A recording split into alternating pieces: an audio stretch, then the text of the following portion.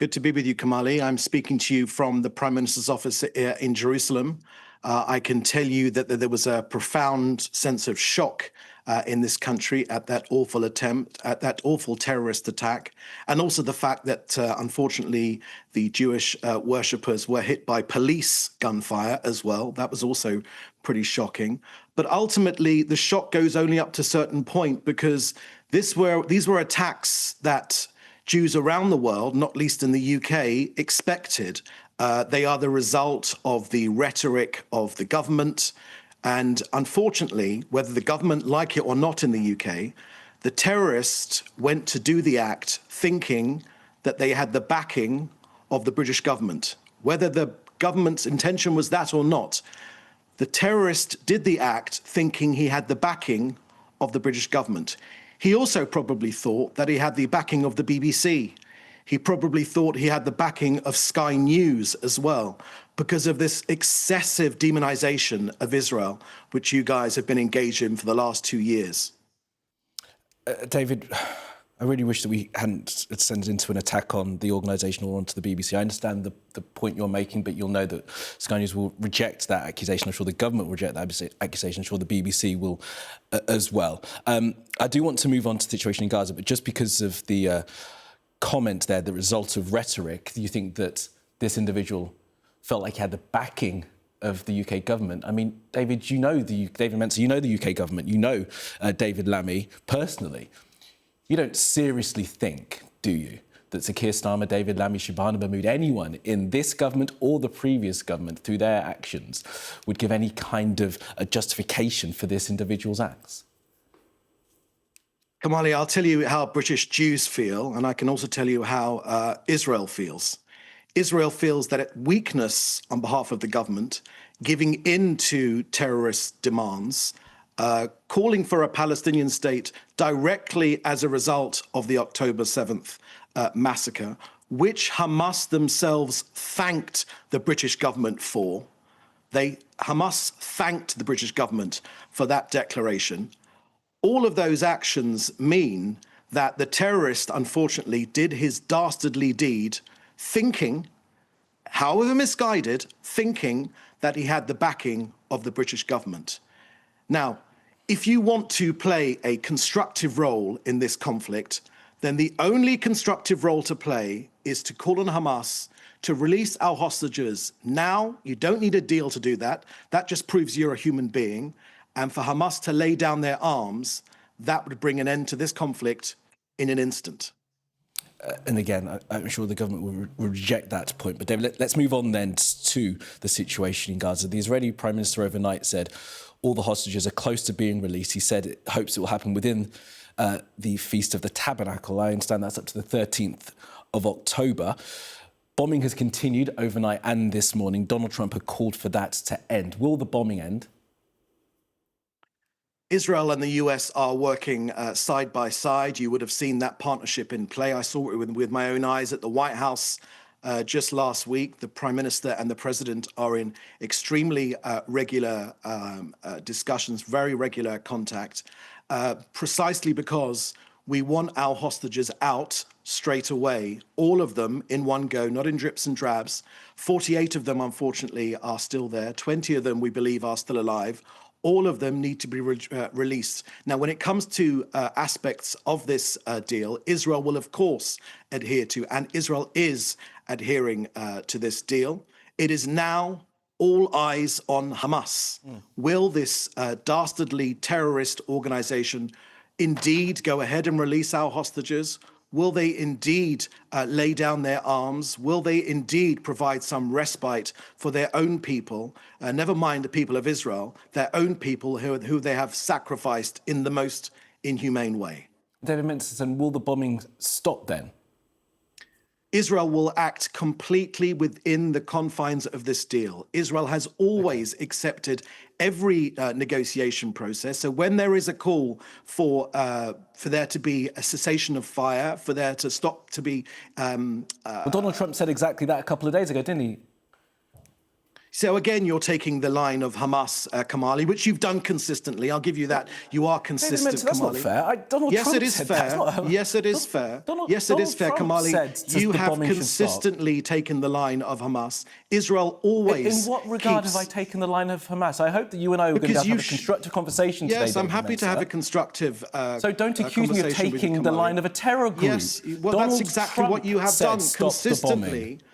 For the last 2 years, Donald you have Trump taken that said line. Israel Kamali, should this stop is the not bombing. our first rodeo. We've had many conversations, and I've heard you repeat back to me Hamas rhetoric again and again. You can shake your hand if you want to. You, as a media, also bear some responsibility for the attacks on Jews in the UK. I'm not going to allow you to do that.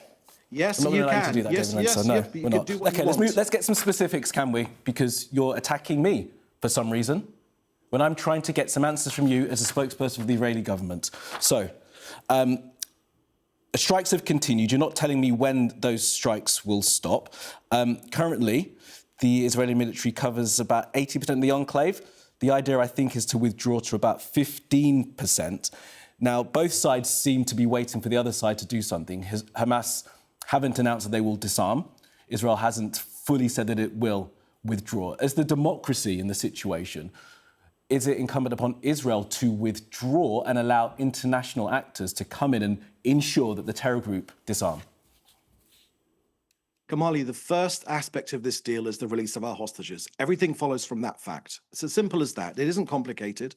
The first aspect of this deal, which is why Israel's people are behind it and why Israel's government is behind it, is the release of all of our hostages. Once that happens, then the subsequent aspects of this agreement will come into place. Israel will always agree to act within the confines of the agreement, as we always have. As you rightly said, we are a democracy, and Israel will always act within the parts of that agreement. Unfortunately, Hamas, through their actions, have proved again and again that they are the terrorist organization. They've been true to their name. Whether the BBC or indeed you, Sky, call them a terrorist organization, they are a terrorist organization. The best thing that could happen right now is for our hostages to be released as quickly, as soon as possible, 20 alive, unfortunately the dead for a decent burial, to be returned home to Israel, and then every single other aspect of that 20-point plan can come into play. Now, of course, there were huge protests yet again in Tel Aviv demanding the hostages be released. You'll know that Hamas on the other side are looking for Palestinian prisoners to be released. So are we clear as to who will be part of that release of Palestinian prisoners? Kamali, I'm not going to discuss that, the details of that part of the deal. It is. Let me give you, so I can answer all of your questions. Every single aspect of the deal that we've worked together with the Americans will be adhered to. We are talking about extremely painful exchanges. We're talking about the release of our innocent civilian hostages for murderers in our prisons. People that have committed murder, people that have been convicted of murder, or Hamas terrorists that we've captured during this conflict with the terrorist organization in Gaza. These are very, very difficult things for Israelis to handle, to deal with, to come to terms with.